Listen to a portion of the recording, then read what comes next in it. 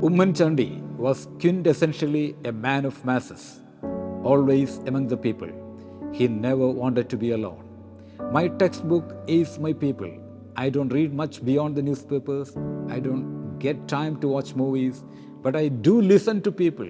That is how I learn new lessons. Oommen Chandy used to say. He was always surrounded by people. The multitude followed him wherever he went. OC, as he was called affectionately, had no separate existence apart from the people. Shashi Tharoor attributes the success of Oommen Chandy to 5 core elements: charisma, principles, commitment, capability, and empathy. He was not a great orator, but he could touch the hearts of millions of people in a magical way. Patience was his most powerful weapon.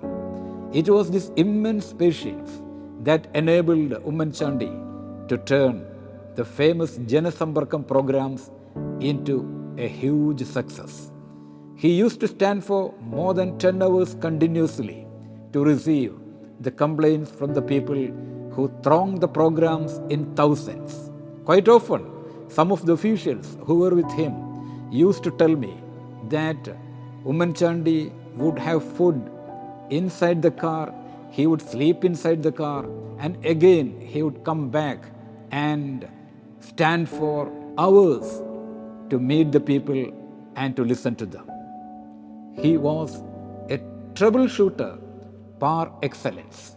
The way he ensured the survival of his ministry, which had only the majority of 2 MLAs in 2011, speaks volumes about his capabilities as a political leader and an efficient administrator. Oommen Chandy knew how to overcome the red tapeism that destroyed the lives of the ordinary people. He would tell the officers to implement a program without delay if it is sure to benefit the ordinary people. He would brush aside the objections raised by the officials who were wary of some or other discrepancies, saying that these minor deviations can always be corrected in course of time, but the deserving persons can no longer be deprived of the help. Oommen Chandy recalled in an interview how the Janasambarkam programs helped him learn about the problems faced by the ordinary people. His government had initiated the distribution of rice and other essentials through the ration shops at a subsidized rate. But there were people who couldn't even afford to pay that minimum price. And OC came to know about this through the Janasambarkam programs. This led him to launch the free rice scheme throughout the state. He never exhibited power. It was his firm belief that a people's representative must be a public servant by all means. I specifically remember 2 incidents when Oommen Chandy came out to Chennai to hold discussions with the then Tamil Nadu CM Jayalalitha in 2004. The Minister of Industries, P.K. Kunyalikutti, was also there with OC. Those were the days when the Kerala Union of Working Journalists was conducting a series of protests against the Oommen Chandy government because there was a brutal attack against media persons by the Muslim League workers at the Kozhikode airport. The police personnel simply watched the assault. The journalists across the state were agitated by this indifferent attitude of the police, and the union was protesting against these aggressions. KUWJ had a unit in Chennai, so some of us who happened to be the office bearers of the union in Chennai decided to hand over a letter of protest to OC at the Chennai airport. But the security personnel at the airport refused to allow us into the area where Oommen Chandy was seated after his arrival at the airport. They pointed out that the security has been tightened in the wake of the untoward incident at the Kozhikode airport. Then I called one of the Congress leaders who was accompanying Oommen Chandy.